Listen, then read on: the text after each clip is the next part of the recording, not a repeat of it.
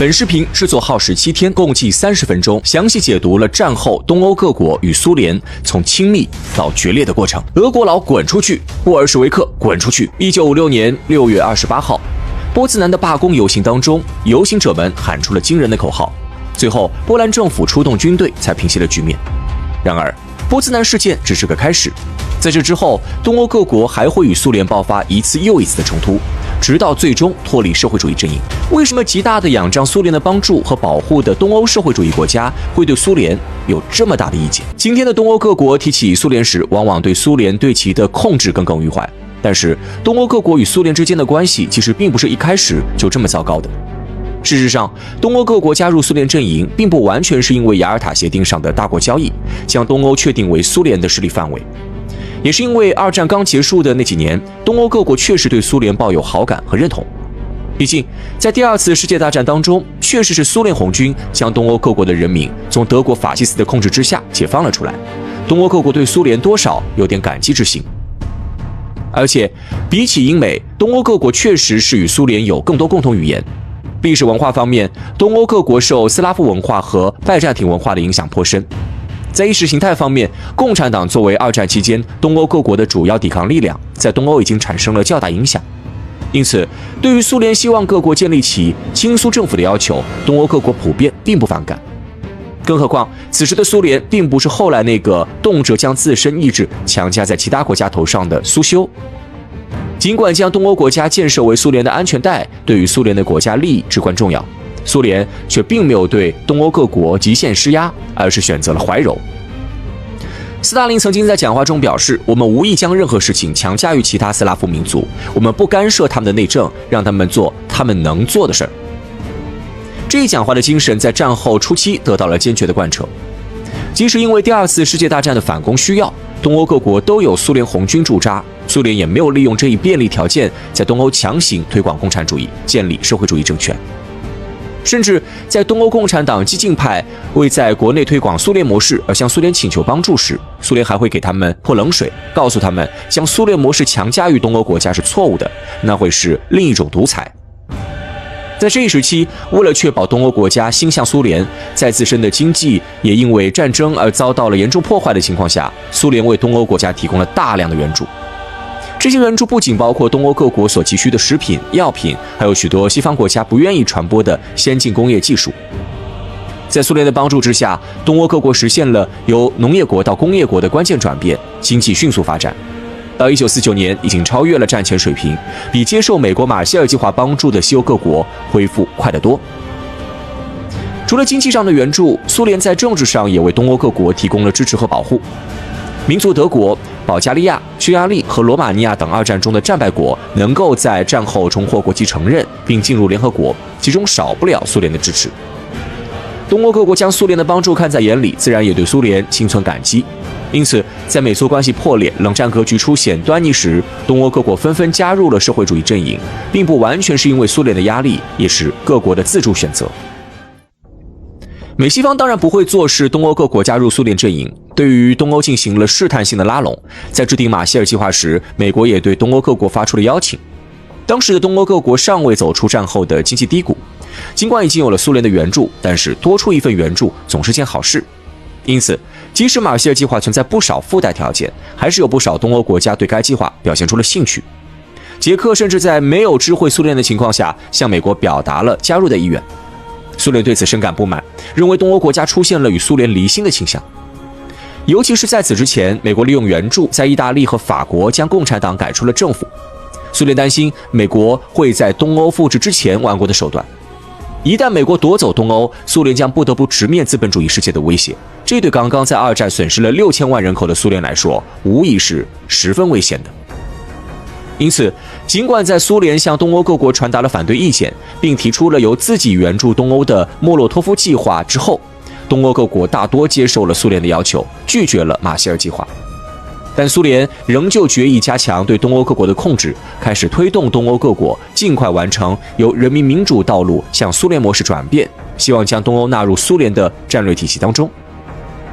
然而，苏联与东欧的国情不同，苏联模式在东欧存在水土不服的问题，越往后推行，问题就越严重。南斯拉夫作为东欧阵营当中最早效仿苏联模式的国家，也最体会到了苏联模式带来的问题。为了国家的健康发展，铁托带领南斯拉夫共产党开始探索适合本国国情的发展方式，这引起了苏联方面的强烈不满。苏联多次警告南斯拉夫，他们的做法可能会导致国家倒退回资本主义道路上，希望南斯拉夫能够停止对苏联模式的改革。但南斯拉夫领导团体坚持从国家利益出发，拒不服从苏联的安排。苏联气愤之下，将南斯拉夫开除出了社会主义阵营。1949年9月，苏东各国相继在单方面废除与南斯拉夫所共同签订的友好互助条约，中断了与南斯拉夫的友好往来。在随后的共产党工人情报局第3次会议上，苏联更是操纵会议通过决议，将南斯拉夫领导人定位为间谍敌人。苏南冲突的发展令西方国家都感到震惊，因为之前对东欧国家拉拢失败，他们都以为社会主义阵营是铁板一块，万万没想到会有这样的发展。眼看苏联与南斯拉夫已经彻底翻脸，确定了这不是两国合伙演戏的西方国家认为这会是一个很好的机会，他们打算将南斯拉夫打造成社会主义国家当中的民主榜样，以离间东欧各国与苏联的关系。于是面对南斯拉夫试探性的求助，美国表现得格外慷慨。仅1949年至1959年这10年间，美国就对南斯拉夫提供了超过24亿美元的经济援助。此前面向整个西欧的马歇尔计划总额也不过130亿美元。在美国的强势支持下，苏联对南斯拉夫施压的种种手段都没能起到效果，南斯拉夫的发展水平甚至比一般国家都要好很多。这更加激起了苏联的恐慌，生怕其他东欧国家也会有样学样，脱离苏联的势力范围，甚至是最后脱离社会主义阵营。为了避免这种情况的发生，苏联一边加大对南斯拉夫的批判力度，一边向东欧各国投去了审视的目光。除了南斯拉夫，其他东欧国家共产党当中也都有想要依据本国国情探索本国的社会主义道路的共产党人，甚至这些自主派往往在东欧共产党内占据主导地位。原本苏联以为不管怎么样，大家都是马克思主义者，对于东欧自主派占上风的局面也没什么意见。但是随着苏南冲突的爆发，这些自主派在苏联眼里就都成了隐患。几乎是在与南斯拉夫展开论战的同时，苏联内部调整了他们关于东欧共产党成员的资料。东欧共产党中的自主派纷纷被标注为持反马克思主义观点或犯民族主义错误，这些人在后来都成为了苏联批判的对象。其中对于波兰工人党总书记戈莫尔卡的批判显得尤为典型。戈莫尔卡16岁就积极参与波兰社会主义运动，21岁加入波兰共产党，在波兰共产党被解散之后，又参与了波兰工人党的组建工作，是一名坚定的共产主义者。但是由于戈莫尔卡始终坚持波兰的独立必须是我们的最高原则，任何别的思想都必须服从这个原则，苏联方面一直认为他有右倾民族主义倾向。在苏南冲突爆发后，同为民族主义的戈莫尔卡很快也成了靶子。接收到了苏联方面发出的信号后，波兰共产党在党内苏联派的领导之下，对戈莫尔卡展开了全面的批判，甚至上升到了背离社会主义的地步。戈莫尔卡为了党内团结，只能违心认错。波兰工人党趁势确定了苏联化的方针，并解除戈莫尔卡与其追随者的职务，后来还将戈莫尔卡逮捕下狱。其他的东欧国家也都上演了类似的场景，那些坚持维护本国利益的共产党人纷纷被扣上了民族主义甚至是反党反苏的帽子，遭到了审判。在这轮东欧大清洗当中，东欧各国有250万党员被卷入其中，其中包括许多领导人和高级官员。这些人曾经为国家解放和民族独立事业做出过巨大贡献，在国内深受认同和爱戴。他们的遭遇令东欧人民甚至是党员对于苏联甚至是共产党产生了质疑。对于东欧国家与苏联的隔阂，苏联方面也并非毫无感触，只不过出于斯大林苏联与资本主义阵营必有一战的判断和资本主义阵营的强势，苏联出于本国利益考虑，认为把一切能够掌握的力量都掌握在手中更加重要。等到斯大林去世之后，他的继任者赫鲁晓夫便调整了对东欧的政策。在赫鲁晓夫看来，在美苏双方都手握核武器这样的大杀器的情况下，资本主义阵营冒险开战的可能性并不是很大。而且当时的国际上也发生了一些有利于苏联的变化，使得苏联方面的心态有所转变。不仅东欧各国如苏联所愿走上了社会主义道路，原本被苏联放弃的亚洲也建立起了一些社会主义政权，让苏联基本摆脱了被资本主义包围围剿的不安。在苏联看来，亚洲各国在缺乏支持的情况下建立起社会主义政权的现实，充分证明了社会主义的优越性，证明社会主义终将取代资本主义。在摆脱了战争焦虑之后，苏联对东欧国家的态度也有所缓和。在1956年的苏共20大上，赫鲁晓夫阐述了苏联外交政策，其中强调苏联在面对东欧时将奉行国际主义原则。在放出话之后，苏联也确实向东欧做出了一些展示诚意的举动，例如尝试与南斯拉夫修复关系，又如解散共产党情报局，并为在东欧大清洗中蒙冤的党员平反。对于东欧各国的自主改革，赫鲁晓夫也展现出了相对宽容的姿态。波兰在波兹南事件之后对政府进行了改组，曾经被视为民族主义的哥穆尔卡重新上台执政。作为波兰派的代表人物，哥穆尔卡上台前便明确表示要新开始波兰道路的探索和实践，这显然与苏联对波兰的期待发生了冲突。然而，赫鲁晓夫在与哥穆尔卡谈判，确认了波兰承认苏联在社会主义阵营当中的领导地位之后，最终承认了哥穆尔卡对波兰的领导地位。甚至在10月30号，苏联还发表了关于发展和进一步加强苏联同其他社会主义国家的友谊和合作的基础的宣言，承认过去对东欧国家犯了错误，表示出有错必改的态度。在苏联放松了对东欧控制的情况下，由于东欧各国普遍在安全和经济方面对苏联有所求，他们对于苏联的态度也有所缓和。曾经差点和苏联翻脸的哥穆尔卡在访问苏联时，也开始强调波兰与苏联要扩大、加强和发展牢不可破的同盟和兄弟般的友谊。不过，苏联到底未能彻底摆脱大国主义思想的影响，对东欧国家的宽容也是建立在这些国家整体上，并未脱离掌控的基础之上的。这一点从苏联在同一时期对波兰和匈牙利的不同处理上体现得淋漓尽致。哥穆尔卡上台之后不久，匈牙利发生了一场反对苏联模式和苏联控制的示威游行。不过，与波兰不同的是，匈牙利当局并没有及时采取合适的手段控制住局面。最初的格罗政府视民众的合理要求，违背事实地否认苏联对匈牙利的干预，并指责抗议民众是人民的敌人，激化了民众的不满，使得和平抗议演变为流血冲突。而后上台的纳奇政府则是对骚乱者过分让步，甚至许诺将反对派纳入政府，将起义者编入国家武装部队，让暴动分子无所顾忌，进一步攻击政府。眼看匈牙利共产党已经控制不住国家的局势，苏联果断采取了强硬措施，先后2次出兵镇压匈牙利的动乱。虽然当时匈牙利的局面恶化如此迅速，确实有美西方插手的缘故，匈牙利10月事件可以称得上是西方和平演变的初次尝试。但是无论如何，苏联对此事的处理方式都是侵犯了匈牙利主权，暴露出其将东欧视为操控对象的大国沙文主义倾向。因此，虽说东欧各国在苏联放松对其控制之后，与苏联的关系有所缓和，但也不可能再如同战后初期那般对苏联产生发自内心的亲近信任。而这种脆弱的信任也随着苏联重新收紧了对东欧的控制而瓦解了。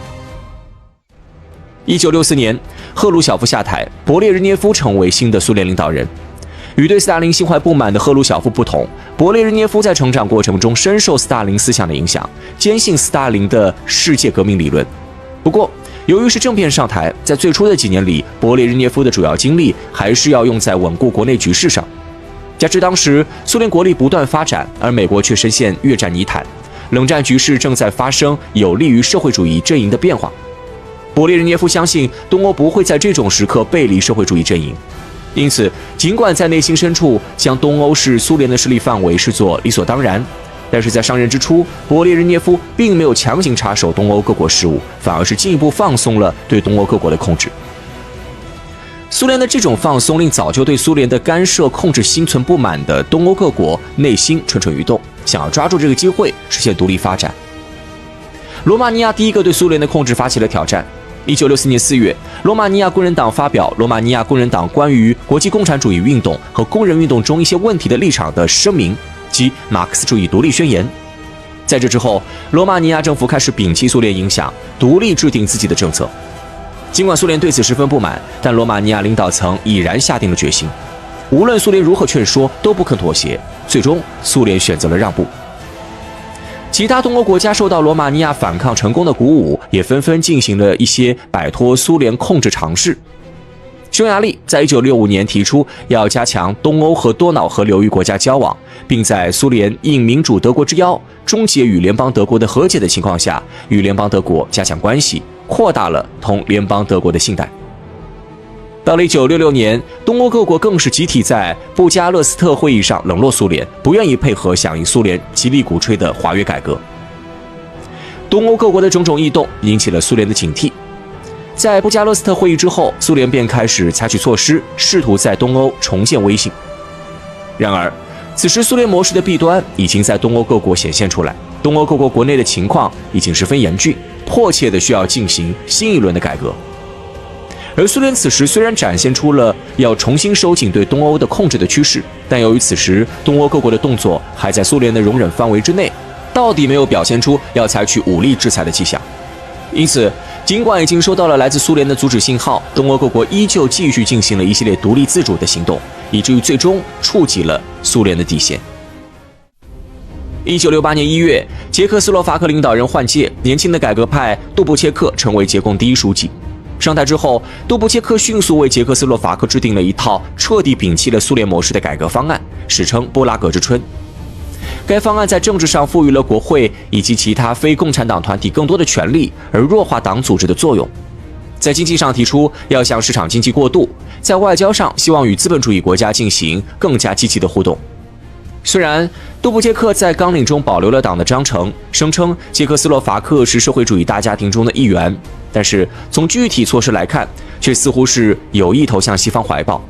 尤其是当时正值冷战的高潮，苏联正与美国打代理人战争，捷克斯洛伐克在此时提出这种向资本主义接近的改革方案，在苏联眼中显然与背叛无异。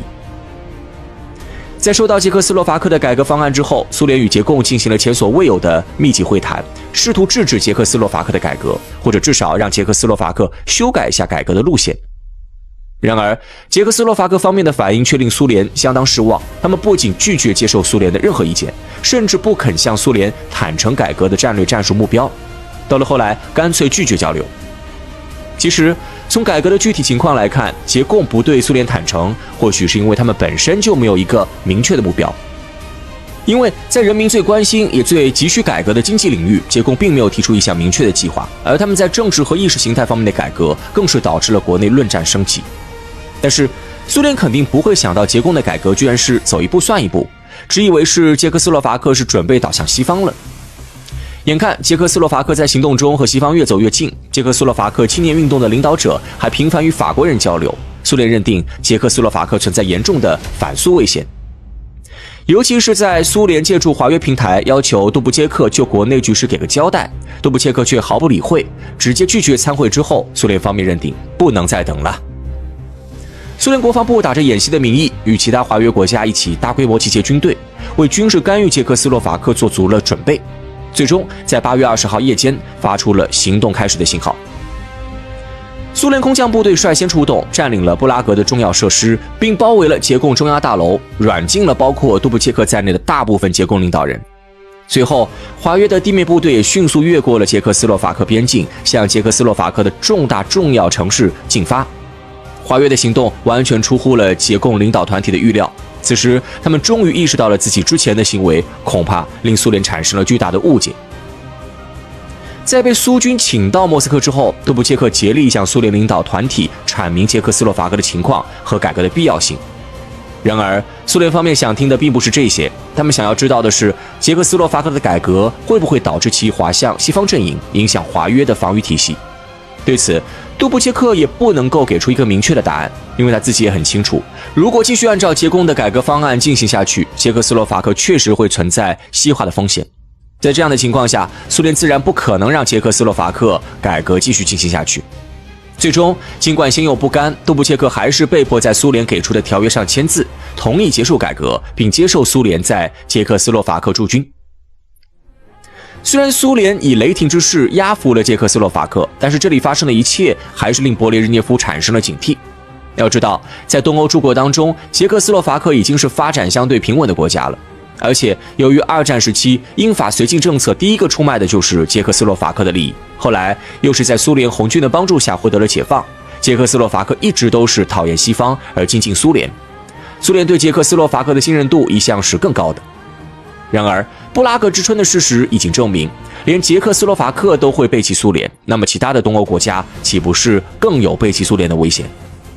对于这种情况，勃列日涅夫觉得都是苏联给东欧的自由过了火，是时候该让他们认清局势了。于是，在布拉格事件结束之后不久，勃列日涅夫便提出了社会主义大家庭论、有限主权论、大国责任论等理论，将苏联干涉其他社会主义国际内政合理化。勃列日涅夫声称，社会主义各国的根本利益是一致的，是一个大家庭，苏联是这一个根本利益的代表者，并将维护所谓社会主义大家庭利益置于社会主义各国主权之上。在这套理论的指导下，苏联彻底将华约和京沪会变成了苏联控制东欧的工具。此前，华约和京沪会虽然是苏联主导，但到底东欧各国在其中也有些话语权，还称得上是国际合作组织。而在这之后，苏联开始通过华约的政治协商委员会、外交委员会向东欧国家发号施令，强制东欧各国在内外政策上与苏联统一口径、统一步调。京沪会也成为了苏联控制东欧国家原材料、能源和对外贸易的重要工具。苏联通过对这些方面的控制，开始在东欧强行推行国际分工，迫使东欧各国为苏联的利益服务。尽管在这种国际分工当中，东欧各国也并不完全是吃亏的，东欧各国也没少利用勃列日涅夫的理论，向苏联索要便宜的能源和经济援助获利。但是，这种明摆着侵犯东欧各国主权的做法，还是让东欧各国国内的反苏情绪迅速积累。只是碍于苏联强大的军事实力，尤其是苏联在东欧各国国内的驻军，才没有表达出来。一旦苏联展现出虚弱，放松对东欧的控制，这股熊熊烈火就将摧毁苏联在东欧多年经营所积累的影响力。没过多久，这一天就到来了。到了20世纪70至80年代，苏联模式的僵化问题在苏联内部也开始显现出来，苏联经济发展陷入了停滞，甚至是倒退。苏联领导层都意识到，苏联迫切地需要一场改革。勃列日涅夫之后的2代苏联领导人安德罗波夫和切尔年科给这场改革开了个不错的头。但是2人年纪都太大了，还没来得及把改革推行下去，就与世长辞了。领导人的迅速更替对于国家的稳定十分不利，故而在切尔年科去世后，苏共中央吸取教训，选择了年轻的戈尔巴乔夫来领导苏联。戈尔巴乔夫的年轻意味着他事实缺乏作为苏联这样一个超级大国、世界一级的领导者所需要的经验，这导致他在政治上表现得过分天真。这种天真在外交上的表现是，他无视当时国际斗争尖锐、强权政治横行，各国均将国家利益作为处理重大国际问题的关键因素的现实，竟然以道德来指导苏联的外交。因为认识到了苏联的长期干涉给东欧各国造成了伤害，戈尔巴乔夫上台之后，全面放弃了对东欧的干涉，并为之前苏联在东欧犯下的错误道歉。戈尔巴乔夫以为这种知错就改的态度能够让苏联赢得东欧国家的好感，然而他却从来没有想过，重翻旧账这种行为会令原本已经淡去的仇恨重新激化，加剧东欧对于苏联的反感。在面对西方国家时，戈尔巴乔夫片面强调全人类的利益高于一切，所以战争，尤其是核战争一定打不得，资本主义和社会主义应该和谐共处。资本主义始终没有放弃颠覆社会主义政权，苏联却被避战思维桎梏，这造成的结果便是苏联开始走向了投降主义。美国明明白白要苏联放弃东欧，戈尔巴乔夫便只能步步妥协，任由美西方对东欧进行渗透。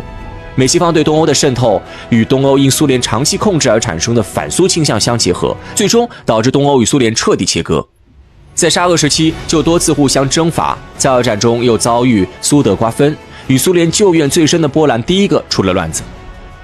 1988年，以团结工会为首的波兰反对派组织大罢工，对政府施压，深陷在民族主义情绪和自由民主愿望当中的波兰人民群起响应，迫使波兰政府不得不对反对派让步。当年12月的波兰统一工人党10届时中全会上，波兰统一工人党通过文件有条件地承认团结工会的合法性，并许诺按照西方三权分立的原则进行政治改革。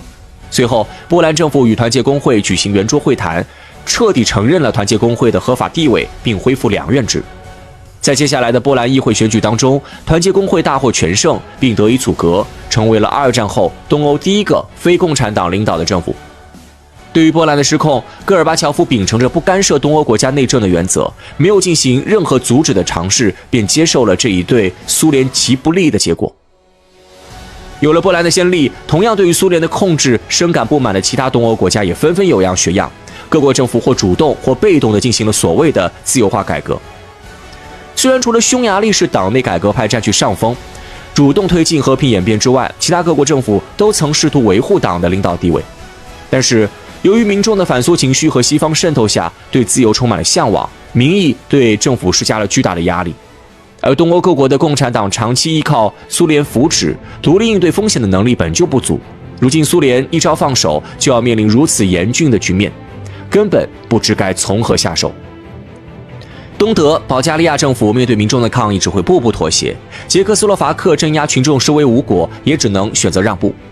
罗共总书记齐奥塞斯库倒是强硬，但是他完全拒绝改革的做法同样不是应对危机的正确方式，这导致了民众不满情绪进一步加剧，最终酿成了一场政变。或许是因为过度自信，齐奥塞斯库对于军警部门缺乏控制，面对政变只能仓皇逃亡，且最终也没能逃过反对派的追捕和处决。到了1991年，苏联的东欧盟国已经全部脱离了社会主义的轨道，与苏联宣告决裂。在这一过程当中，尽管苏联在东欧仍有大量军队驻扎，但是由于戈尔巴乔夫对东欧的不干涉政策和对西方的无限妥协，苏联军队从头到尾都毫无作为。不过，讽刺的是，在满怀期待的投入资本主义的怀抱后，东欧各国的普通民众生活并没有变得更好。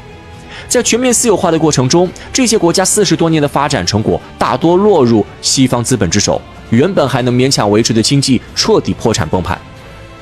在苏联的帮助下建立起的工业体系，随着东欧巨变而大幅衰退，东欧国家普遍被迫走上了2战前为西欧充当农产品、资源和劳动力的供给基地的老路。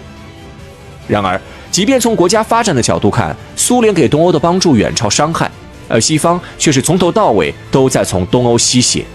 但是，东欧各国却依然努力融入西方，反而是极度仇视苏联以及苏联解体之后的主要继承者俄罗斯。只能说，苏联对东欧各国的控制给东欧各国的民族感情造成的伤害实在太过深重，拉足了东欧各国的仇恨。不过，在苏联为了自身利益不择手段地把自己的意愿强加于东欧各国，甚至明目张胆地提出有限主权论的时候，就已经注定了会与东欧各国反目成仇。